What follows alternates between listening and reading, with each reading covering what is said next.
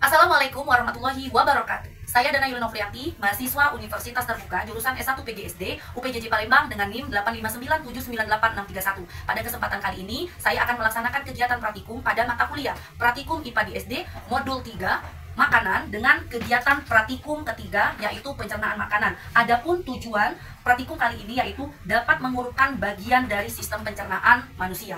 Alat dan bahan yang dapat digunakan adalah, yang pertama, saya menggunakan modul dari Universitas Terbuka, mata kuliah praktikum IPA di SD. Kemudian saya telah menyiapkan alat peraga berupa gambar dari sistem pencernaan manusia. Kemudian alat tulis yang saya gunakan untuk mencatat hasil pelaporan dan laporan nantinya. Lanjut ke cara kerja. Yaitu mengurutkan sistem pencernaan manusia menggunakan media yang telah disiapkan. Pertama, pernahkah kita berpikir bagaimana kita manusia mempunyai tenaga atau energi untuk beraktivitas? Pernahkah juga kita berpikir bagaimana makanan yang masuk ke dalam tubuh kita bisa menjadi nutrisi yang diserap oleh tubuh kita? Itu semua akan dijawab dalam proses sistem pencernaan manusia. Sistem pencernaan manusia adalah sekumpulan organ pada manusia yang mempunyai fungsi secara kesatuan, mempunyai fungsi melumatkan, memproses makanan yang masuk ke dalam tubuh menjadi molekul-molekul sederhana yang sehingga tubuh dapat menyerap nutrisi-nutrisi yang terkandung pada makanan yang kita makan.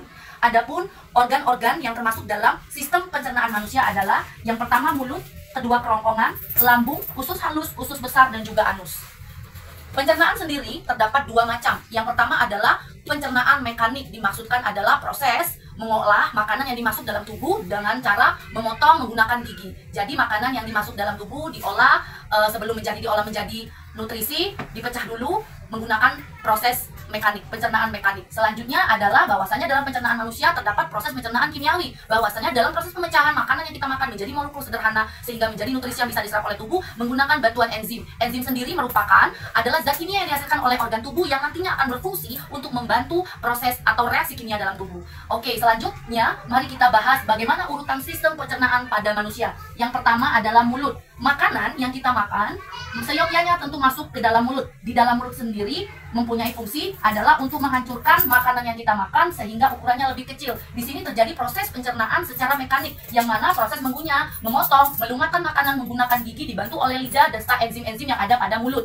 Mengolah karbohidrat dan bahan-bahan yang terkandung pada makanan diolah, kemudian menjadi potongan-potongan kecil. Selanjutnya akan masuk ke kerongkongan yang kita sebut dengan esofagus, di mana fungsi kerongkongan ini yaitu memindahkan makanan dari mulut ke lambung sehingga makanan tersebut dapat terdorong masuk ke dalam lambung. Makanan yang telah dipotong dilumatkan menjadi bagian-bagian kecil di mulut tadi didorong oleh gerakan namanya dengan istilah gerakan peristaltik, yang mana kerongkongan esofagus ini akan mendorong makanan yang ada di mulut untuk masuk ke dalam lambung. Selanjutnya pada lambung mempunyai fungsi untuk memecah makanan dan mencampurnya dengan asam dan enzim. Zat asam lambung dan enzim ini membantu makanan yang sudah dilumatkan dari mulut tadi menjadi bubur halus, bubur lebih halus lagi dengan bantuan enzim dan zat asam lambung. Selanjutnya setelah menuju lambung, makanan yang berubah menjadi bubur halus tadi masuk ke dalam usus halus, yang mana di dalam usus halus nanti berfungsi menyerap sebagian besar nutrisi yang ada dalam makanan. Jadi usus halus ini akan menyerap nutrisi yang ada pada makanan, baik dari mineral, kemudian zat-zat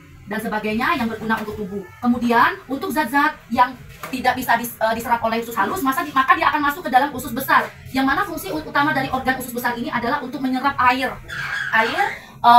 yang sudah tidak bisa diolah, atau mungkin zat makanan, zat yang tidak terolah di usus halus maka akan diproses di usus besar sehingga diserap air, terutama menyertai sehingga menjadi sisa makanan yang bentuk padat. Nah, bentuk padat itu di dalam usus besar juga terdapat zat pembusuk yang menyebabkan makanan yang kita makan kemudian diserap sehingga ampasnya itu menjadi bentuk padat di usus besar dan disertai dengan ada zat pembusuk yang kemudian akan menjadi feses atau kotoran manusia. Selanjutnya adalah barulah masuk ke anus, yaitu yang mana anus ini berfungsi untuk mengeluarkan feses atau sisa makanan yang kita makan setelah diserap semuanya nutrisi yang bermanfaat dialirkan ke dalam aliran darah sehingga sisa makanannya berupa bentukan padat yang sudah membusuk menjadi sesuatu yang sudah tidak dapat diserap nutrisinya lagi sehingga menjadi kotoran dan dikeluarkan melalui anus.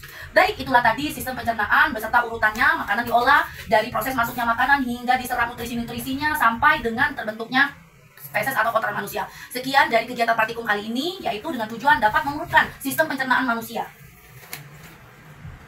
Assalamualaikum warahmatullahi wabarakatuh.